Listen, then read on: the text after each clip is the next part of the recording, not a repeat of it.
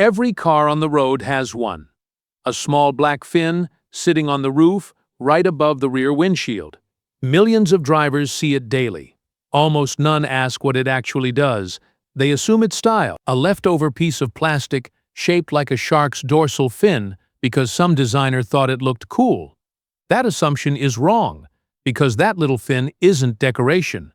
It's a command center, a piece of hidden engineering doing more work than almost any other part on your car's exterior. Inside that fin, there can be 4, 5, sometimes 6 separate systems, all fighting for space, all trying to do their job without interfering with each other. GPS, cellular data, satellite radio, AM and FM, sometimes even Bluetooth and Wi-Fi, all packed into a shape smaller than your hand. And here's the part that makes no sense at first. For decades, cars used a completely different design, a long, thin rod sticking straight up from the fender or the roof. Simple, cheap. It worked.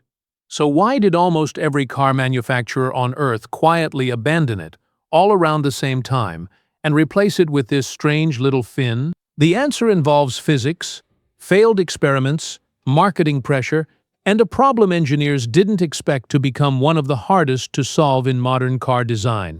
By the end of this, you'll never look at that fin the same way again. Let's start with what it actually is. Strip away the plastic shell, and what you find is a mounting base packed with tiny antenna elements, each one tuned to catch a different kind of signal.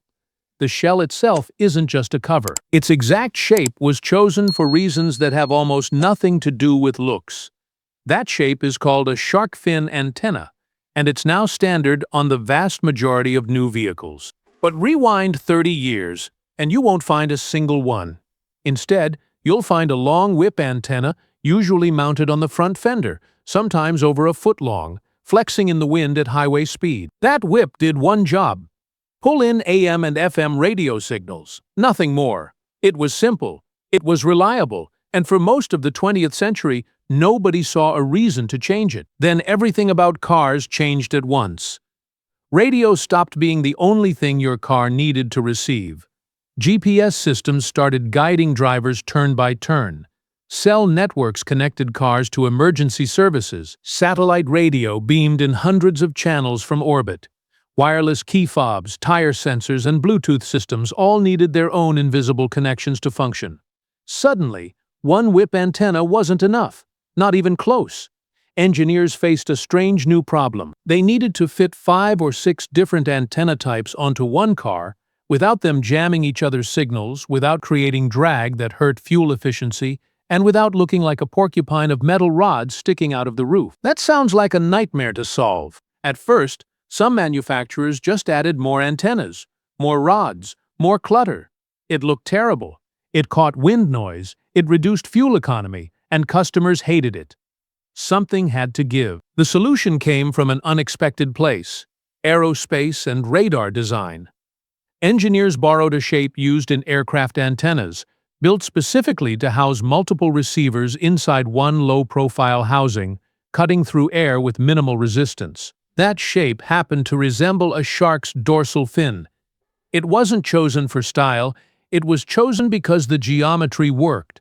The sleek look came as a bonus nobody expected. Inside, engineers arrange each antenna element at a precise angle and height, based on the wavelength it needs to catch. GPS signals arrive from satellites almost directly overhead, so that antenna sits near the top of the fin, with a clear line to the sky. Cellular antennas need broader coverage, since towers can be in any direction, so they're mounted lower, angled outward. Satellite radio needs its own dedicated space, isolated enough that it doesn't pick up interference from the cellular units sitting inches away. Get the spacing wrong, and one system starts drowning out another. Your GPS glitches, your radio cuts out, your phone calls drop for no obvious reason.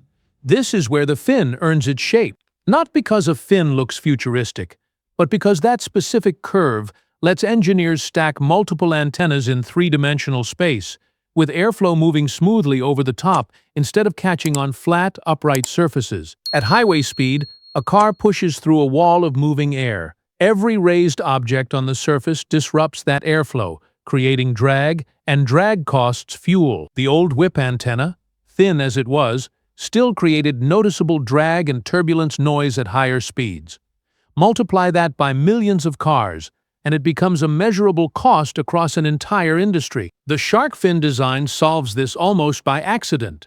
Its low, curved profile lets air slide over it instead of slamming into it. Wind tunnel testing showed a measurable drop in drag compared to traditional rod antennas, especially at highway speeds. That means better fuel efficiency, quieter cabins, less wind noise leaking in through the roof. There's also durability. A whip antenna can snap off in a car wash, catch on a low branch, or bend permanently in wind. It's exposed, vulnerable, alone on the body. A shark fin has no moving parts. Nothing sticks out far enough to snap. It survives car washes, low garages, and years of weather without failing. The shape solves two problems at once. It hides multiple receivers inside a wind-resistant shell, and it protects them from the world outside. But solving one mystery only revealed a bigger one. If this shape works so well, why does GPS still sometimes glitch in cities? Why do some cars still lose satellite radio in tunnels or under bridges? Why hasn't this perfect design eliminated dead zones completely? The answer is uncomfortable for engineers. No antenna, no matter how well designed, can defeat physics. Signals still need a clear path. Tall buildings can bounce GPS signals, sending your car's blue dot skidding around a city map. Metal parking structures can block cellular reception entirely. Tunnels cut satellite radio completely, since it depends on a direct line to orbit. The fin didn't eliminate these limitations. It just packaged multiple compromises into one efficient shape. There's another hidden trade-off. So many antennas crammed into so little space forces a constant negotiation. A slightly larger fin could improve reception, but it would also increase drag and change the car's profile. Every millimeter inside that shell is a compromise between physics and design. And now, a new challenge is emerging. As cars become rolling computers, they need even more connectivity. 5G modules for real-time updates. Driver assistance systems that rely on constant data. Vehicle-to-vehicle systems being tested for autonomous driving. All of that needs antennas too. Today's shark fin, already packed to its limit, is running out of room.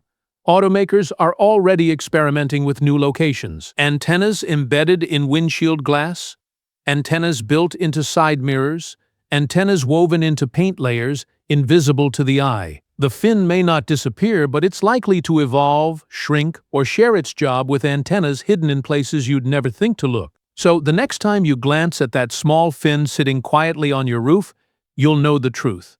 It's not a styling choice. It's not decoration borrowed from a predator in the ocean. It's a tightly engineered solution to one of the strangest problems in modern automotive design: how to give a car 5 different senses without making it look, sound, or feel like it's carrying extra weight. A shark fin doesn't just sit on your car. It listens, it connects, it quietly keeps you online, on track, and in tune every second you drive, without you ever noticing it's there. Thanks for watching all the way to the end. That already puts you ahead of most viewers. If you're curious about the hidden side of everyday things, subscribe for more and let me know in the comments what we should break down next.